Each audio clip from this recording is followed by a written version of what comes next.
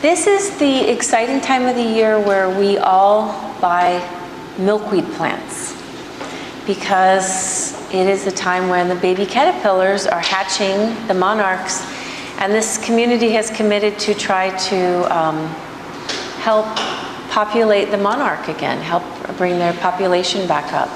So you can get your milkweed from any nursery. This is a time of year where you want to find the ones that have little white dots on them, because that's what the eggs are, or hopefully you have monarchs come into your yards and lay the eggs. I spotted my first baby, and I was going to ask you guys, how do you know when you have a baby caterpillar? It's not a riddle, but how do you know when you have a baby caterpillar?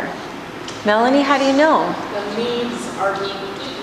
Yes, when you look at your plant, they have little munch missings. That's how you know. If you see munchies missing on your leaves, you know somewhere on that plant there is a very tiny little caterpillar. So you can go searching for. My little tiny caterpillar was hanging out on the red flowers of the milkweed, and I got a close-up, and it was so beautiful. It looked like he was hanging out on a Christmas plant or something. So I would like to tell all of you that this is a special time of the year when we are watching our little fat caterpillars transition into butterflies. And so I always read this passage from the Tao Te Ching. And actually, Debbie, would you grab it for me? My copy in here is missing. So I'm going to read that at the end, but I want to say that we're going to kind of loop that into our teachings this week as well, the idea of transformation. And us all shifting from the inside. So back to mind shift and working with our brains. This week we're specifically looking at two ways that we think. One is a fixed mindset, and one is a growth mindset. A fixed mindset would be what? Yeah.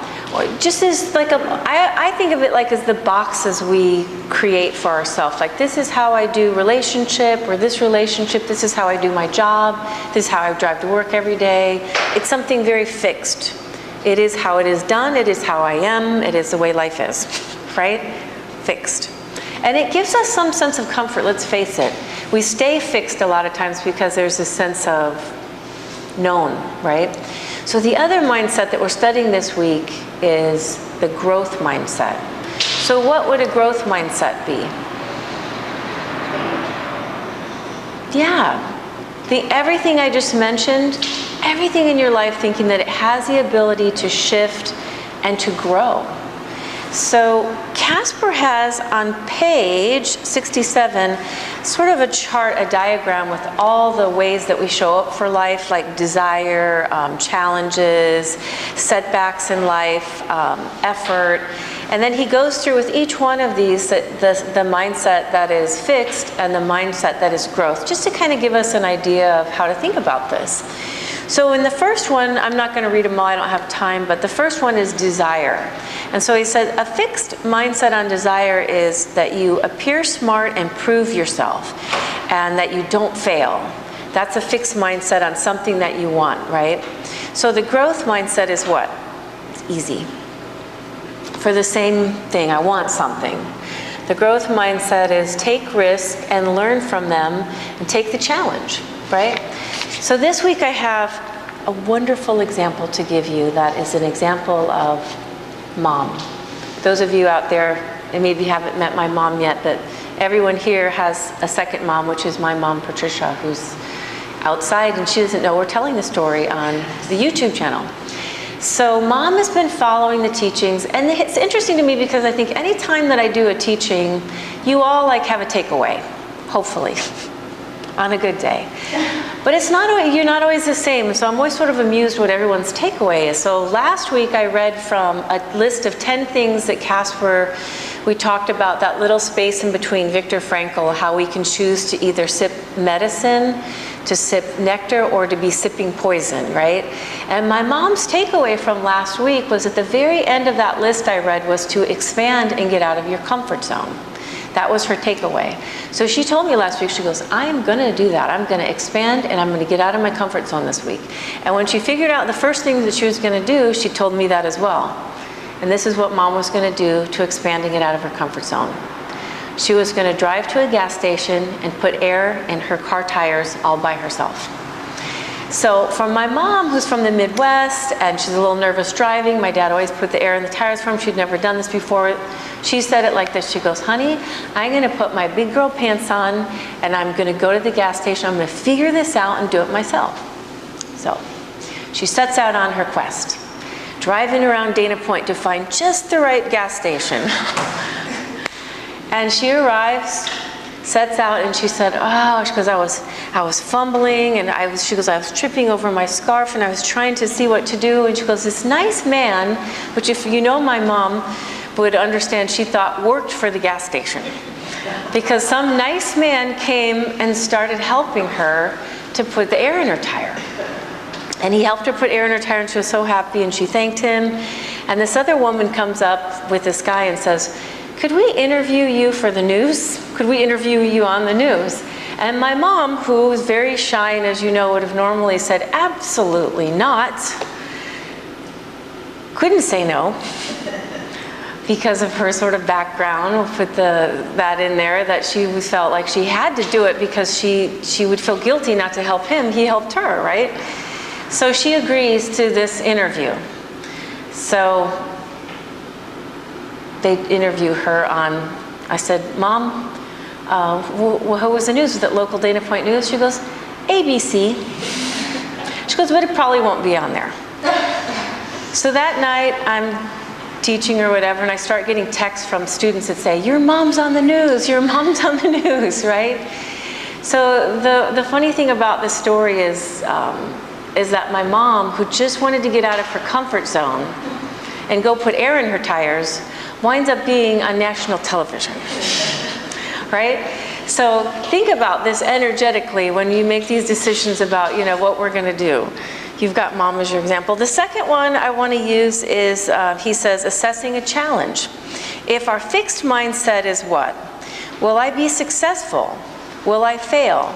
Will I be a winner or a loser? And the growth mindset is, will this help me to develop and to grow? So for this example, I used asana. I see this all the time in the asana practice where you're doing something new, or there's something that's hard for you, and people just get frustrated and they're like, I'm not good at this. I just can't do this. And they come to me, or we're talking about this kind of like, like you should be able to. Do a handstand in the middle of the room, or whatever it is for everyone.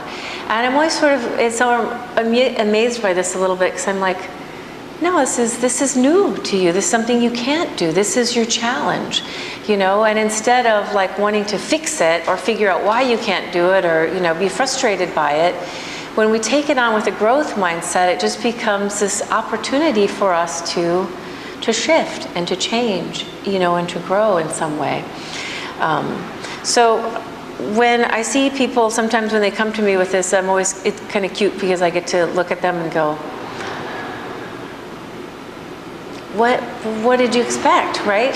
This is the fun of it. This is the fun of it, that we actually get to find something. It's like the article we had a couple weeks ago, it's great to suck at something. Do you remember that article from the New York Times? The guy was trying to surf, and we were just talking about all the benefits of not being good at something and committing to not being good at it in order to become better at something, but also, like he was saying, just to commit to the growth process. That's where it's at. I always say in yoga, you guys will hear me say this a lot, there's no destination. There's no destination in any pose. You're not going to arrive somewhere and get a gold medal for a yoga pose, or for doing your yoga practice. That's the beauty of it. It's just a growth. It's always a growth process. And you know what? In Ashtanga, that's why we call it a practice. So what I want to ask you guys to do today is to consider this. Consider that what we're talking about here, and this is if I could ask you guys to all take away one thing that you'll remember next week, what your takeaway is that you take away this one word and apply it to your yoga practice. Growth. You're here to grow. You're here to grow in your spiritual practice. You're here to grow emotionally.